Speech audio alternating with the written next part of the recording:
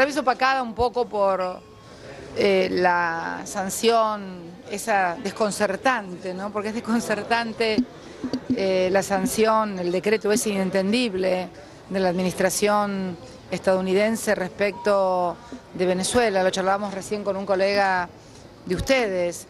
Es como si de repente hubieran querido arruinar lo que hubiera sido una excelente foto para el presidente Obama, una cumbre de las Américas, su última cumbre de las Américas también, con Cuba incorporada. Así que realmente resulta desconcertante el hecho de lo que se decidió respecto a la administración de Venezuela y que además unánimemente ha sido pedida por todos los países de la cumbre, de la CELAC, de la UNASUR, que se vaya atrás con esa medida. Además, el presidente Maduro ofreció y tendió su mano. Es inentendible que hayan transcurrido 13 meses sin que le hayan aceptado el placet al embajador. Yo creo que, recién un colega de ustedes me preguntaba si creo que es posible un diálogo entre Estados Unidos y Venezuela. No solamente lo creo posible, sino que además lo creo necesario, sobre todo en una región que afortunadamente no tenemos conflictividad y donde yo creo que además a Estados Unidos le debe importar, tanto como a nosotros, la estabilidad de la región, que los gobiernos culminen sus mandatos, vayan a elecciones. El presidente Maduro lo ha dicho muchísimas veces y lo hemos repetido muchos de nosotros hasta el cansancio. No hay ningún país en todo el continente que haya tenido la cantidad de elecciones que tuvo Venezuela, 19 elecciones, prácticamente a un promedio de una por año, de las cuales perdieron una y lo reconocieron. Entonces creo que sería bueno que dialogaran. Hay una disposición absoluta por parte del presidente Maduro a dialogar y realmente es más desconcertante aún que luego de firmar un decreto se diga que en realidad no hay sanciones. Es como que yo firme un decreto tomando una decisión y después lo quiera desmentir o dejar sin efecto verbalmente. Entonces creo que estas cosas son desconcertantes. Yo creo que debe haber habido una negociación. Evidentemente el presidente de los Estados Unidos puede tener mucho poder, pero también tiene que negociar con todos los sectores internos, ¿no? Y yo lo veo, por lo menos en mi percepción personal, es que tal vez, más que el acercamiento a Cuba, el acuerdo que acaba de firmar con los demás miembros del Consejo de Seguridad, más Alemania con Irán, haya sido tal vez una suerte de toma y daca, ¿no? Para los sectores más duros de los republicanos, del Tea Party, etcétera, de bueno, está bien, nos bancamos o aceptamos, entre comillas, lo del acuerdo nuclear con Irán, pero queremos algo, y el algo ese fue Venezuela. Me parece que no se puede entender desde otra manera, porque la otra manera sería pensar que Obama, que decide el 17 de diciembre retomar luego de años y años el diálogo con Cuba, esperando esta cumbre de las Américas, unos días antes de la cumbre de las Américas, toma esta decisión. Personalmente pienso, y esto me hago cargo de lo que digo, como política más que como presidente de la República, que el que le aconsejó tomar esta decisión o el que, no sé, le dijo que tiene que tomar esta decisión, tal vez quería aguarle un poco esa foto y esa imagen al presidente Obama de la última cumbre, si no es inentendible. En términos de análisis político, en términos de cuadro político, preparar una cumbre donde realmente lo notable debía ser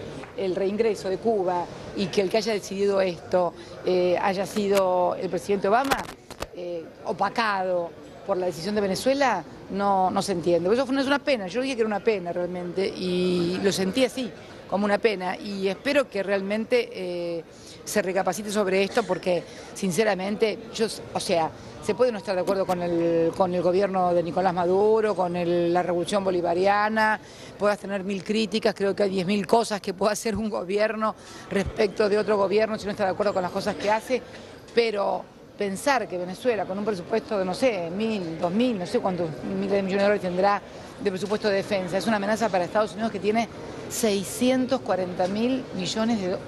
Ustedes escuchan la cifra, ¿no?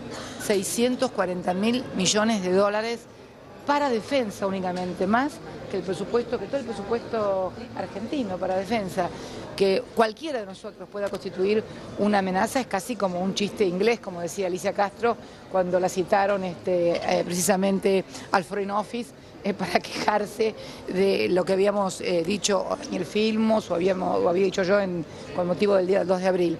Creo que hay todo un juego, ¿no? No sé si un Juego de Tronos como Game of Thrones, pero un game of government, o un subordination, no sé mucho inglés. Así que con Zuckerberg, con Dilma y Zuckerberg, por favor. Con Maduro anoche. Bueno, con Maduro estuvimos precisamente charlando de todas estas cosas, siempre nos reunimos con Nicolás. Sí, él vino aquí al hotel a visitarme junto con Cilia, su mujer, y junto a Delcy Rodríguez, la vicecanciller. Estuvimos intercambiando ideas acerca de les di mi opinión, que quedó reflejada también en el comunicado que oportunamente dictara la Cancillería, que me parecía absolutamente inverosímil. Vuelvo a repetir, se puede tener la opinión que se tenga del gobierno de Venezuela, se puede tener la opinión que se tenga del gobierno de Estados Unidos, pero nadie, sensatamente, ni siquiera un iniciado en la política puede considerar que Venezuela sea un peligro para Estados Unidos, ni Venezuela ni ninguno de nuestros países. Charlamos sobre eso, con Dilma charlamos, bueno, de la relación bilateral, charlamos también de las cosas que suceden en la región. Yo también hoy hablé y deslicé que si bien el presidente Obama en declaraciones a Reuters había afirmado que se habían acabado la época de las intervenciones de Estados Unidos en Latinoamérica, en realidad, obviamente, si nosotros concebimos a las intervenciones como las intervenciones que se caracterizaron durante todo el siglo XX y una parte del siglo XXI, creo que la última intervención militar fue la de Honduras, donde bueno, las Fuerzas Armadas agarraron un presidente en pijama, lo subieron a un avión y lo colocaron en otro país. Esta fue la última intervención tradicional, si podemos decirlo de alguna manera, en materia de política latinoamericana. Pero creo que hay otras formas de intervención más sutiles, más sofisticadas. Lo charlábamos el otro día con el señor secretario general de la UNASUR, con Ernesto Samper, bajo la forma de la aparición de ONGs, que aparecen, nadie sabe quiénes las financian ni de dónde vienen. Por supuesto siempre tienen nombres rimbombantes como luchadores de la libertad, del amor, de las palomitas, de la paz y de que nos queremos todos, pero resulta ser que después atrás de esas fachadas aparecen reuniones en embajadas, reuniones en lugares extraños y comienzan a aparecer operaciones en los países. Esto lo vemos, lo charlamos también entre los presidentes. Creo que hay una suerte de trilogía que se está dando entre medios de comunicación, donde evidentemente ustedes ven que pasa algo en un país latinoamericano y el mismo título y hasta las mismas fotos salen reproducidas inmediatamente a lo largo de todas las cadenas informativas internacionales en todo el mundo. Esto es una cosa que ya no la puede desconocer nadie. Un párrafo muy interesante del presidente Castro, donde habló de la gobernanza internacional de Internet y de la necesidad de que no se hagan ataques cibernéticos a los países. Ustedes saben que hoy, en realidad, toda la inteligencia a partir de las revelaciones de Snowden están hoy en materia informática, ¿no? Todo lo que se quiera espiar, todo lo que se quiera hacer, ya no es un espía como estábamos acostumbrados a ver en las novelas de John le Carré, que nos sigue en un auto y demás. No, ahora te siguen a través de tu teléfono, a través de tu iPad, a través de tu tarjeta y por lo tanto controlando todos los medios electrónicos que se interrelacionan entre sí. Y creo que son cuestiones que están sucediendo en el mundo y en la cual no son ajenas también a superpotencias, ¿no? Que inclusive muchas veces los propios servicios de inteligencia, las propias agencias de seguridad se autonomizan de los poderes políticos. Esto no solamente nos pasa a nosotros en América Latina, también le pasa a Estados Unidos. En definitiva, cuando hoy contaba el presidente Castro que algo que no sabíamos, yo por lo menos no lo sabía, que el presidente Kennedy había iniciado el diálogo con el presidente Castro y justamente lo asesinaron, y no lo asesinó ningún comando cubano ni ningún comando extraño, lo asesinaron en los Estados Unidos. Un país que ya mató 4 presidentes, ¿no? Empezando por Abraham Lincoln, el fundador de la nación. Entonces creo que muchas veces hay una autonomización de los poderes, y por eso dije hoy que no era una cuestión únicamente del presidente de los Estados Unidos. En ningún país del mundo, y menos en un país de la envergadura de Estados Unidos, el presidente es el que tiene el poder. Tiene una parte del poder que generalmente es bastante inferior al poder de las grandes corporaciones económicas, mediáticas, financieras y la articulación de todos estos intereses con los intereses geopolíticos. Todo este es el mundo contemporáneo, es un mundo difícil, complejo. El presidente decía que él no quería hacer ideología. Yo la verdad que me quedaba con el mundo de las ideologías, donde la gente explicaba lo que quería y bueno, y si alguien por ahí decidía perder su vida, lo perdía en aras de luchar por la libertad, contra el nazismo, contra el fascismo. Este mundo en donde alguien decide cortarle la cabeza a otro por Alá, la verdad que a mí personalmente no me gusta. No tendré ideologías, pero no me gustan, no quiero este mundo. Y creo que debemos entender que estamos ante un nuevo mundo, con nuevos desafíos, y que aplicar viejos métodos para nuevos desafíos y nuevos problemas no nos lleva a ninguna parte. Estamos en un escenario nuevo, nuevos actores, nuevas realidades, y creo que bueno, que exige por parte de todos nosotros una actitud diferente. Insistir con actitudes así, digamos, beligerantes, con actitudes de sanción. Yo creo que Cuba es el ejemplo más claro. Más sanciones de las que le pusieron a Cuba no debe haber en toda la historia. Fueron 60 años donde se bancaron un bloqueo a 700 kilómetros, 700 kilómetros creo que está Cuba de Los Cayos. De 90 millas. 90 millas, bueno, un poquito menos todavía, de la Florida. Y 140 kilómetros. Y se la bancaron lo que tuvieron que bancar, 77% de los cubanos, como explicaba Raúl Castro, nació bajo el bloqueo. Y llegaron a donde llegaron. Y no solamente el ejemplo de Cuba, te puedo dar el ejemplo, qué sé yo, del pueblo vietnamita, un montón de cosas. Y sin embargo, insistir entonces en la beligerancia, en los bloqueos, en las sanciones, me parece que no entenderá el mundo. Sobre todo un mundo que fue muchas veces mal interpretado por la primera potencia. Yo lo comentaba hoy, el tema de la primavera árabe, por ejemplo, ¿no? Que desde aquí se vio, y cuando digo desde aquí no digo nosotros, yo tuve otra interpretación que finalmente fue lo que ocurrió.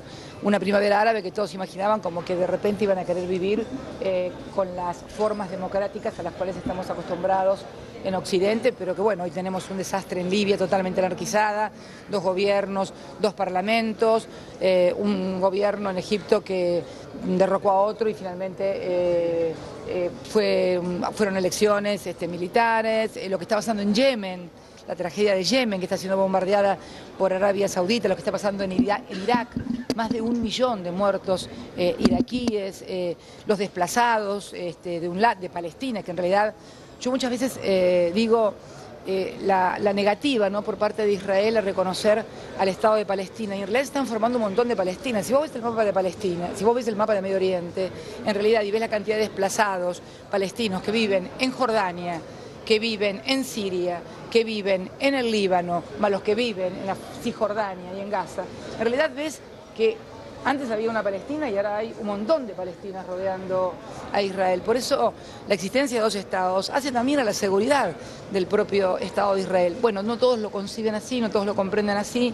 Es mucho más difícil cuando uno está en el ojo del huracán, como decía hoy un presidente, pero me parece que exige que todos repensemos el mundo en serio, ¿no? La verdad que, y hablemos con sinceridad, además no podemos venir a cumbres a hablar así por arriba, como hablar del narcotráfico. No se puede seguir hablando del narcotráfico si no se tiene en cuenta quiénes son los mayores países consumidores y dónde se lava la plata del narcotráfico. Porque las ganancias multimillonarias del narcotráfico no se lavan en los países emergentes ni en los países productores de drogas, se lavan en los países centrales y en sus paraísos fiscales. Entonces, si queremos empezar a cortar y a luchar en serio contra el narcotráfico, empecemos con el tema de dónde ponen la plata, la financiación y todo, como se hace también en la lucha contra el terrorismo. Bueno, todo esto es un poco lo que pedía el Papa Francisco hoy también, ¿no? Yo no lo había leído lo que había pedido el Papa Francisco, de hablar con sinceridad. Y después cuando yo dije, porque todos hablaban de igualdad, prosperidad, de equidad, y todo termina en ad, ¿viste? Porque además parece como que queda bien que todo termine en ad, te da libertad, seguridad, igualdad, equidad, entonces todo con ad termina bien. Yo digo, ¿y por qué no hablamos con un poquito de sinceridad, que también termina en ad y nos va a permitir resolver los problemas? Y después veo un cable que el Papa Francisco había pedido precisamente que en la cumbre se hablara con sinceridad. Así que bueno, coincidencia, por algo ambos somos argentinos. Así que, pero realmente creo que abordar los problemas con sinceridad y la política internacional y la geopolítica. Yo ya lo dije en mi mensaje del 1 de marzo ante el Congreso, sin hipocresías, sin dobles estándares, ¿no?, a los que estamos tan acostumbrados. Así que bueno, de cualquier manera creo que ha sido bueno que Cuba se haya integrado. Fue bueno el discurso del presidente Castro, aunque al presidente Obama no le guste la historia. Lo que pasa, bueno, está bien, si yo de repente tuviera que hacerme cargo como el presidente Obama de todo lo que hicieron los anteriores presidentes estadounidenses, a lo mejor tampoco me gustaría recordar mucho la historia, tampoco hay que cargársela toda a él, porque la verdad que sería injusto, pero en fin, yo creo que un país no se puede tomar con beneficio de inventario, un país se tiene que tomar con su historia completa, y sobre todo para no volver a cometer errores, que de eso se trata, me parece, ¿no? Así que bueno, nada, gracias.